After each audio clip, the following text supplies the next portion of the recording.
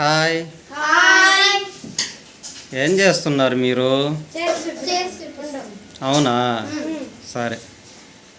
ఏమేమి తీసుకున్నావు? Paper cup, candle. Okay.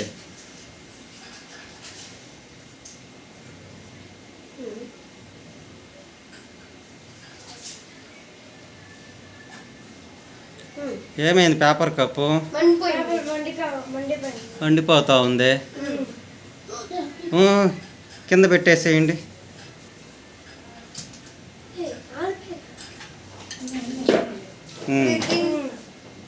Okay, ఫుల్గా మండిపోయింది.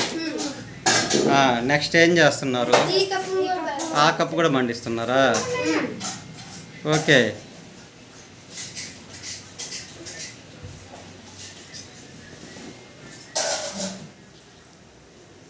ఈ కప్పు ఏంది ఇంతసేపైనా మండడం లేదు? ఎందుకంటే లోపల వాటర్ ఉన్నాయి. అవునా? వాటర్ ఉన్నా కానీ అది పేపర్ కప్పే కదా. ఎందుకంటే వాటర్ హీట్ అబ్జర్వ్ చేసుకుంటుంది. అంటే అసలు దాని మెయిన్ రీజన్ ఏంది? Ignition temperature. Ignition temperature. ఏంటి ఇగ్నిషన్ టెంపరేచర్? ఒక సబ్స్టెన్స్ బర్న్ కావడానికి తక్కువ టెంపరేచర్, దాన్నే ఇగ్నిషన్ టెంపరేచర్ అంటాం. మరి వాటర్ అయితే ఏమైంది? వాటర్ ఉన్నది ఇక్కడ హీట్ అంతా లాగేస్తుంది. దానివల్ల ఇగ్నిషన్ టెంపరేచర్ దగ్గరికి రాదు. ఓకే, దానివల్ల మండదు. అంతేనా?